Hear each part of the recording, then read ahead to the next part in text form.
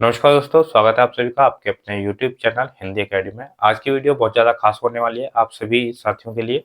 अगर आप लोग तैयारी कर रहे हैं DEET+B पीजीटी हिंदी की, तो ये वीडियो बहुत ज़्यादा खास है क्योंकि हम लोग हल कर रहे हैं पिछले वर्षों के प्रश्न पत्र। और आज हम लोग 2015 का DEET+B का पीजीटी का प्रश्न पत्र हल कर रहे हैं। इससे पहले की अगर क्लासेस आप लोगों ने नहीं देखी है इस पेपर की, जरूर देख लीजिएगा। हर क्लास में हम लोग डिस्कस करते हैं प्रश्न पत्र के 10 प्रश्न और उनसे संबंधित और प्रश्न जो कि परीक्षा में पूछे जा सकते हैं। यानी 10 प्रश्न हम करते हैं और करीब करीब 30 से 40 प्रश्न हम लोगों के तैयार हो जाते हैं एक वीडियो में। अगर ये क्लासेस सारी आप लोग देखते रहते हैं और साथ में अपने नोट्स बनाते रहते हैं तो आप लोगों को बहुत ज़्यादा हेल्प रहेगी आपकी आगामी परीक्षा में। चलिए वीडियो को शुरू करते हैं। और इससे पहले हम लोगों ने 2014 का पेपर भी हल कर लिया है। अगर आप लोगों ने नहीं देखा है तो उसको जरूर देख लीजिएगा। और इस पेपर की ये छठी वीडियो है हम लोगों की। ये एग्जाम हमारा हुआ था 26 जून 2015 को। ठीक है, ये डेट मैंने लिख दिया है इसी वजह से। 26 जून 2015 को एग्जाम हुआ था। डेली हम लोग हल करते हैं 10 प्रश्न। चलिए शुरू करते हैं। पहला प्रश्न है आज की वीडियो का हमारा, हिंदी साहित्य के इतिहास लेखन की परंपरा का सूत्रपात होता है। यानी हिंदी साहित्य जो लिखा गया सबसे पहले, वो सबसे पहले किसने लिखना शुरू किया। ऑप्शन ए है आचार्य रामचंद्र शुक्ल ने लिखा था सबसे पहले, या फिर गारसा दत्तासी ने लिखा, जॉर्ज गियर्सन ने लिखा, या फिर महेश दत्त शुक्ल ने लिखा। सही उत्तर क्या रहेगा इसका? सबसे पहला हिंदी साहित्य का इतिहास जो लिखा गया वो लिखा गया था गारसा दत्तासी के द्वारा। ठीक है, किसने लिखा था? गारसा दत्तासी ने लिखा था। और इनकी जो रचना थी उसका नाम था ईश्वर दलितेंदु एंदोई हिंदुस्तानी। ठीक है, और एक और क्वेश्चन इससे संबंधित आता है कि गारसा दत्तासी ने किस भाषा में लिखा था। तो ये आप लोगों के लिए होमवर्क है। पहले क्वेश्चन में भाषा आप लोग कमेंट में मुझे बताएंगे कि इनकी जो इतिहास है गारसा दत्तासी का, जो मैंने अभी बताया आप लोगों को, ईश्वर दलितेंदु एंदोई हिंदुस्तानी, ये किस भाषा में लिखा गया। ठीक है, आप लोग कमेंट कर दीजिएगा, बता दीजिएगा। चलिए अगला प्रश्न देखते हैं। हिंदी साहित्य के इतिहास से संबंध रखने वाला दूसरा ग्रंथ नाम है भाषा काव्य संग्रह। इसके लेखक कौन है? ठीक है, भाषा काव्य संग्रह ये भी हिंदी साहित्य के इतिहास ही है। ये किसने लिखा है? शिव सिंह सेंगर, श्याम सुंदर दास, महेश दत्त शुक्ल, या फिर रमा शंकर प्रसाद। तो सही उत्तर क्या हो जाएगा इसका? ऑप्शन सी हो जाएगा, महेश दत्त शुक्ल। ठीक है, क्या उत्तर हो जाएगा इसका? महेश दत्त शुक्ल। चलिए आगे देखते हैं। कुछ इतिहास ग्रंथ लिखे हैं, उनको सुमेलित करना यानी मिलाना है इनको। ठीक है, तो मैंने पहले से ही इनको क्या किया है, बिल्कुल सही क्रम में ही लगा के आप लोगों के लिए लिख दिया है। तो आप लोग इनको पढ़ लेंगे। भाषा और साहित्य ही किसने लिखा है? श्याम सुंदर दास ने। हिंदी साहित्य का इतिहास रमा शंकर शुक्ल रसाल ने। हिंदी साहित्य की भूमिका हजारी प्रसाद द्विवेदी जी ने। आधुनिक हिंदी इतिहास माफ कीजिए, आधुनिक हिंदी साहित्य लक्ष्मी सागर वार्ष्णेय। देखिए हिंदी साहित्य का इतिहास ऐसा नहीं है कि केवल रमाशंकर शुक्ल रसाल ने लिखा है, रामचंद्र शुक्ल जी ने भी लिखा है।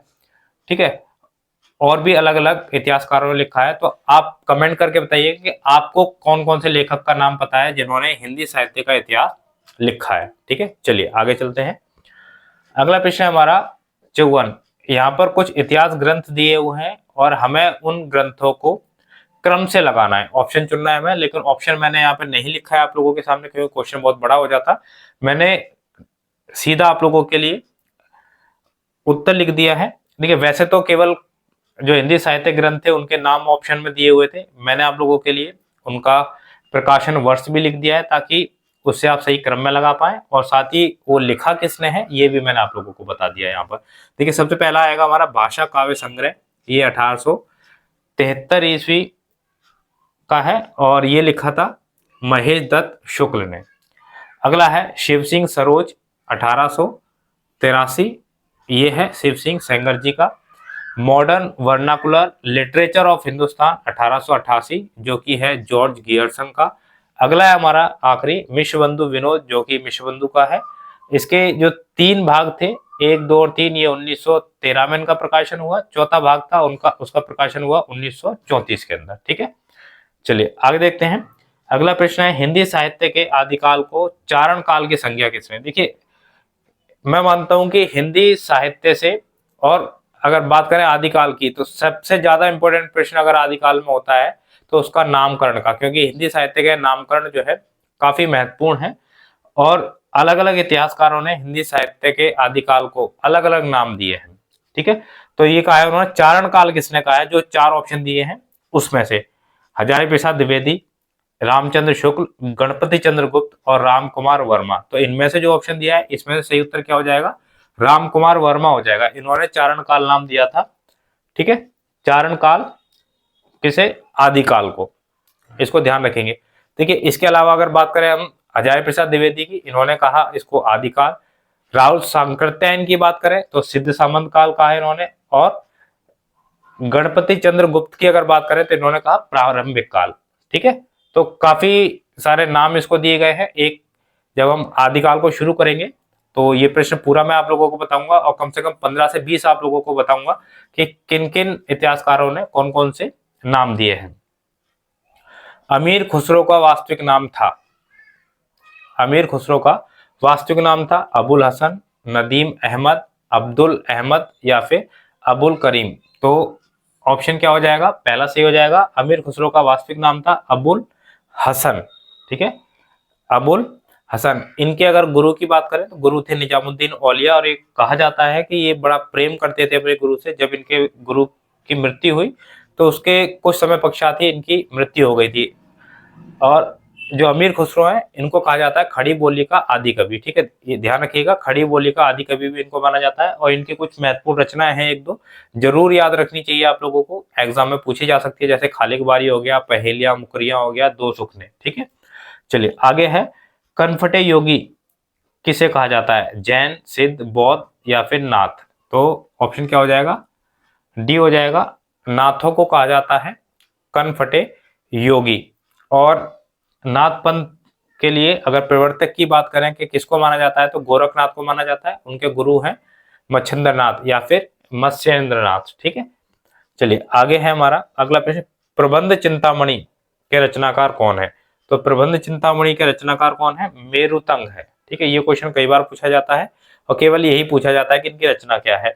ठीक है, मेरुतंग की रचना का क्या नाम है या फिर ये रचना किसकी है। अगला क्वेश्चन है, भविष्यत कहा के रचनाकार कौन है। यहाँ से भी लगभग यही क्वेश्चन पूछा जाता है, पुष्पदंत, राम सिंह, धनपाल या फिर मेरुतंग। तो धनपाल की है भविष्यत कहा। अगला और आखिरी प्रश्न आज का हम लोग देखेंगे, क्या है, पाहुड़ दोहा के रचनाकार कौन है।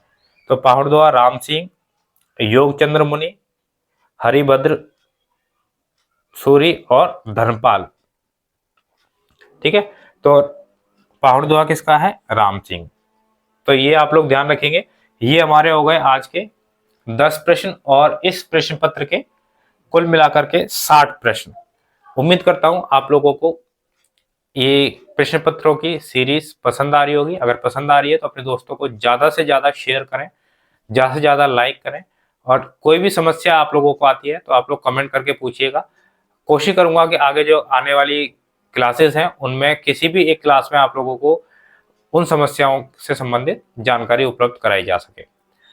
अगर नए आप लोग आए हैं चैनल पर तो आप लोग चैनल को सब्सक्राइब कर लीजिए। अगर आप तैयारी कर रहे हैं DSSB की, पीजीटी हिंदी की, क्योंकि पीजीटी हिंदी में बहुत आगे तक हम लोगों का साथ बना रहने वाला है जब तक एग्जाम नहीं हो जाता है। DSSB का कोई भी एग्जाम होता है हिंदी का, चाहे टीजीटी हो पीजीटी हो, उसके लिए आप चैनल को सब्सक्राइब कर लीजिए। आगे जितने भी एग्जाम होंगे सभी में हम लोग एक साथ रहेंगे, एक साथ तैयारी करेंगे, ताकि आप लोगों को जो वहां तक जाना है वो रास्ता सुगम बनाया जा सके। उम्मीद करता हूं आप लोगों को पसंद आई होगी क्लास। मिलते हैं हम लोग अगली वीडियो में, तब तक के लिए सभी साथियों को बहुत बहुत धन्यवाद।